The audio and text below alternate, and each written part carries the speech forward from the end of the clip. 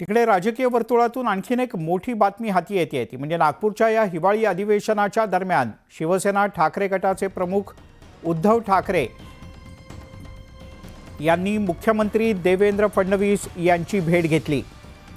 या दोन्ही नेत्यांमध्ये सुमारे 15 मिनिटं चर्चा झाल्याचंही कळतं। देवेंद्र फडणवीस यांची भेट घेतल्यानंतर उद्धव ठाकरे यांनी विधानसभा अध्यक्ष राहुल नार्वेकर यांची भेट घेतली।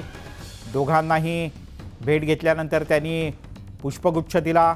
नार्वेकर यांच्यासोबत त्यांनी विरोधी पक्षनेतेपदाबद्दल चर्चा केल्याची माहिती सुद्धा मिळते आहे। भूमिका न घेता मला वाटतं बाहेर देखील चांगलं काम महाराष्ट्रासाठी व्हावं।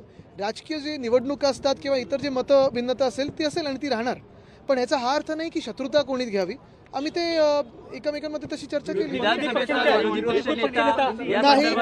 नाही। आज आपण पाहताय पहिली म्हणजे आता शुभेच्छा दिलेल्या आहेत आणि आम्ही हेच सांगितले की महाराष्ट्राच्या हिताचं काम असावं। पण गंमत अशी आहे, असायला पाहिजे, पण गंमत अशी काही काही लोक आज दिसत नाहीत, बाकी तर आम्ही सगळे आहोत आमदार म्हणून काम करतो। बघा, मी तुम्हाला एवढंच सांगतो की आज आम्ही विरोधी पक्ष म्हणून काम करत आहोत आणि आमची भूमिका हीच असेल की नुसतं विरोधाला विरोध नाही, तर महाराष्ट्राच्या हिताचं जे काय आहे ते चांगल्या सूचना करून चांगलं जर राज्यात होत असेल तर ते केलं पाहिजे।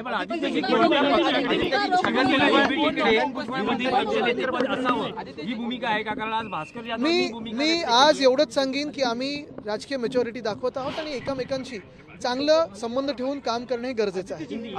छगन भुजबळ म्हणतायत की माझं मंत्रिपद आज हमारे पार्टी चीफ उद्धव ठाकरे जी ने सीएम देवेंद्र फडणवीस जी की मुलाकात की, हमारे विधानसभा के जो अध्यक्ष है राहुल नार्वेकर जी उनसे भी मुलाकात की और यही हमने किया है। मला एकूण महाराष्ट्रामध्ये सुसंस्कृत राजकारणाची अपेक्षा आहे। ठीक आहे, आम्ही निवडणूक जिंकू शकलो नाही, ते निवडणूक जिंकले, त्यांचं सरकार स्थापन झालंय, साहजिकच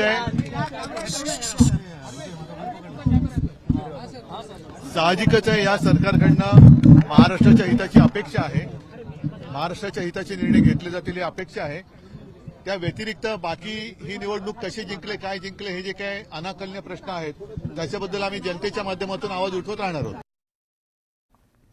उदय जाधव आपले प्रतिनिधी थेट नागपुरातून आपल्यासोबत जोडले गेले आहेत।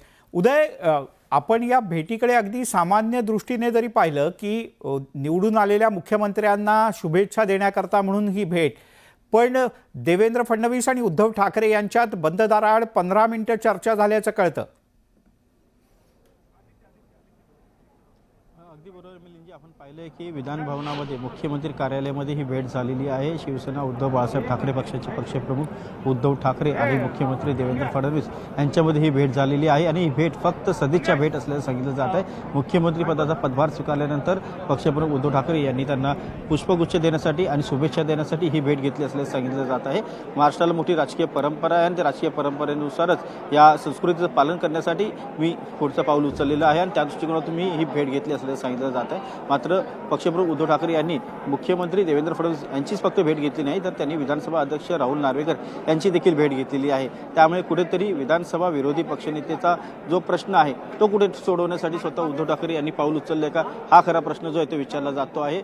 जर का स्वतः, कारण ठाकरे गटाकडे अशा संदर्भात पाऊल उचललं गेलं असेल किंवा पत्र जे आहे ते दिलं गेलं असेल तर विधानसभेमध्ये विरोधी पक्षनेतेपद जे आहे ते ठाकरे गटाकडे येईल आणि त्या दृष्टिकोनातून ही रणनीती जी आहे ती आखण्यात आली का, असा एक प्रश्न उपस्थित केला जातोय। कारण एकूण जो कोरम लागतो 29 आमदारांचा, तो अद्याप कुठल्याही विरोधी पक्षनेत्याने पूर्ण केलेला नाही आहे। त्यामुळे साहजिकच विधानसभेचं विरोधी पक्षनेतेपद कोणाला दिलं जाईल याबद्दल अजूनही संभ्रम निर्माण आहे, अजूनही त्याबद्दल प्रश्न जो आहे तो विचारला जातोय। मात्र स्वतः सर्वाधिक मोठा पक्ष असलेला शिवसेना उद्धव बाळासाहेब ठाकरे पक्षाकडनं पुढाकार घेण्यात आलेला आहे आणि त्यांनी मुख्यमंत्री देवेंद्र फडणवीस आणि विधानसभा अध्यक्ष राहुल नार्वेकर यांची भेट घेतली आहे। ही फक्त सदिच्छा भेट नसून यामध्ये नक्कीच काहीतरी राजकीय आहे हे इतकं उघड झालेलं आहे। त्यामुळे आता पुढे पाहावं लागेल की विधानसभेचं विरोधी पक्षनेतेपद कोणाच्या गळ्यामध्ये पडतं। उदय, तूर्तास धन्यवाद या सगळ्या सविस्तर माहितीबद्दल।